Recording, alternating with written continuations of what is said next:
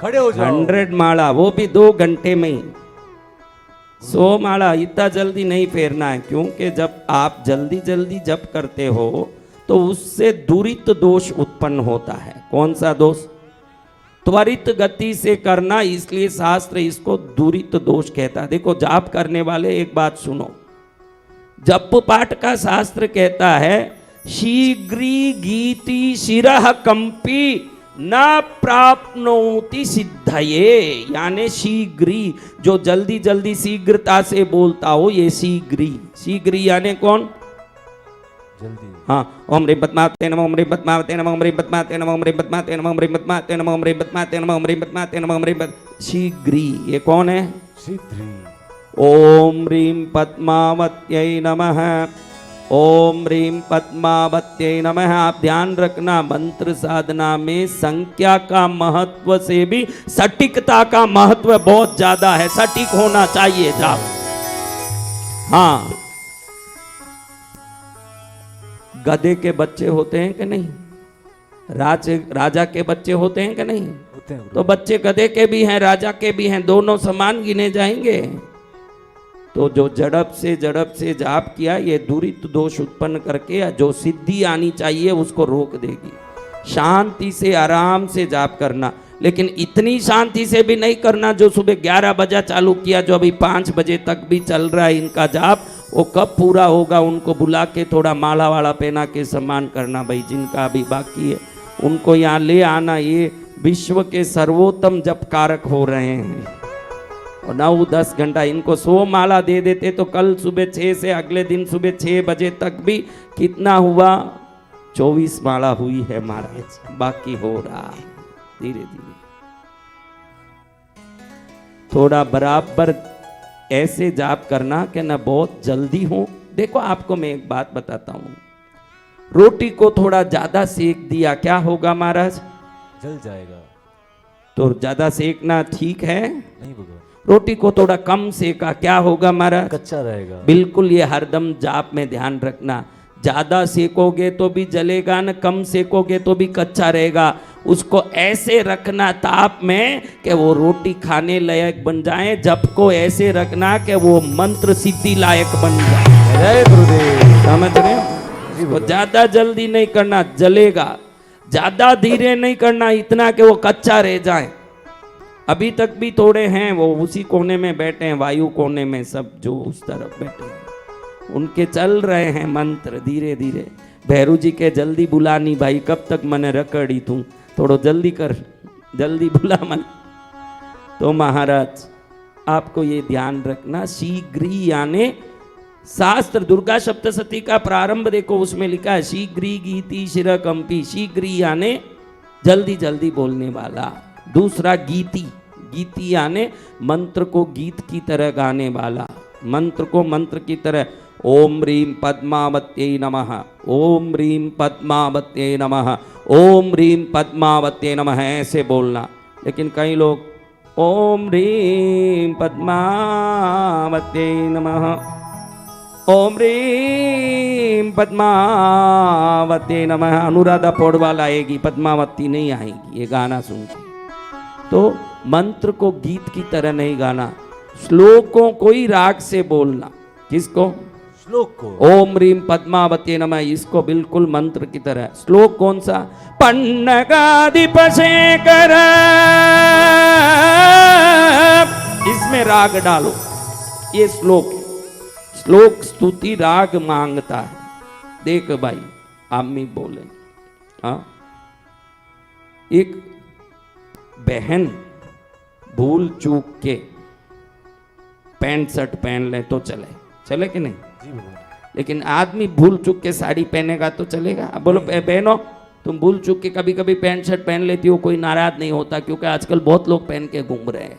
एक औरत pant shirt पहनेगी तो चलेगा, एक आदमी साड़ी पहनेगा तो चलेगा क्या? नहीं भगवान। आज तक वो ये काम आदमियों ने नहीं किया है। बाकी लंबा बाल छोड़ना, तरह तरह के काम करना, ये सब कर लिया। भगवान कृपा किए कि आज तक आदमी साड़ी नहीं पहना, वो एक रखा हो। कहने का मतलब श्लोक को बगैर राग बोल दोगे तो भी चलेगा, यानी बहनें पैंट शर्ट पहनती है तो चलता है ना। वैसे श्लोक का राग नहीं जानो और सीधा सपाट बोल दो तो चलेगा, लेकिन मंत्र को राग से बोलोगे ये नहीं चलेगा। मंत्र को सीधा सपाट ही बोलना। तो एकदम आपको जो मंत्र दिया है उसको बैठ के, कई लोग हिल रहे हैं ऐसे जाप के समय में देखता हूँ, उम्र वालों के ज़्यादा हिलते हैं क्योंकि बहुत समय से जाप करके आदत पड़ गई। यूं यूं, मैं ना भूलूंगा तू ना भूलना, ऐसे ऐसे। क्यों हिलता है शरीर?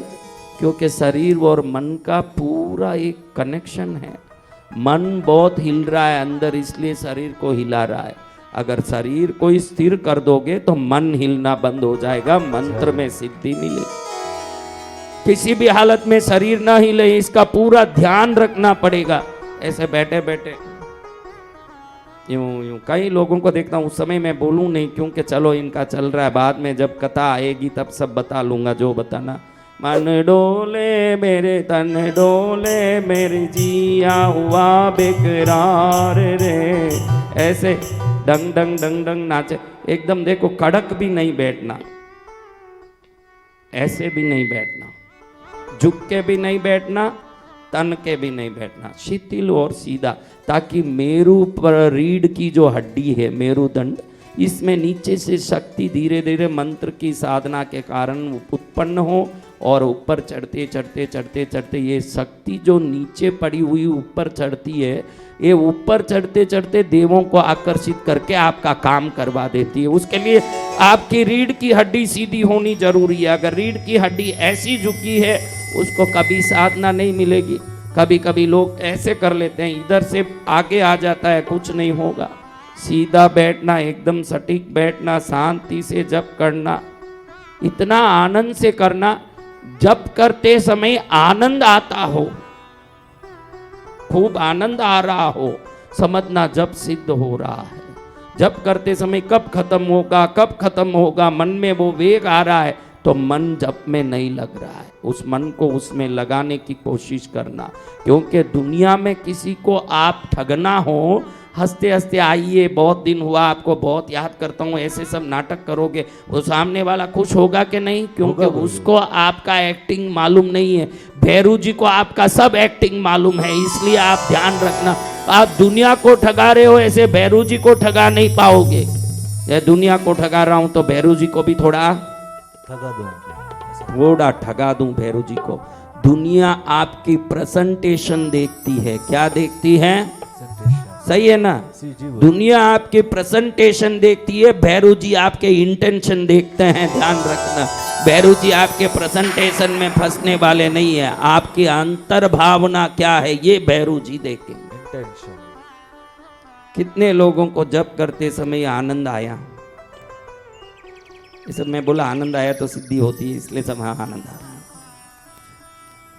आनंद लाने की कोशिश करिए, बड़े आनंद से जप करिए, प्रसन्न रहिए उस समय में। उस समय में मन को इतना प्रसन्न रखना, क्योंकि सिद्धि को प्राप्त करने के जितने आवश्यक क्रियाएं हैं, उसमें आनंद से और निडरता से जप करना भी एक क्रिया है। अगर मन यूं उद्वेग में है, उछट गया है और जाप कर रहे हो तो सिद्धि कभी नहीं मिलेगी।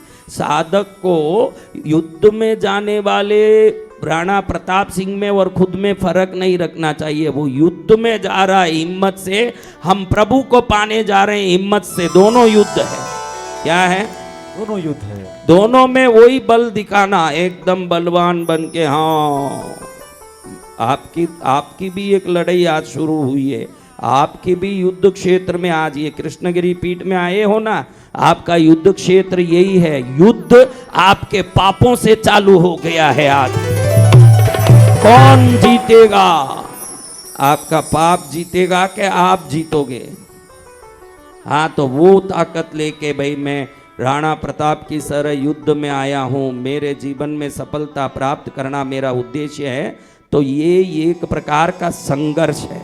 क्या है? संघर्ष है। इस संघर्ष में आप या आपका पाप, दो में एक ही टिकेंगे।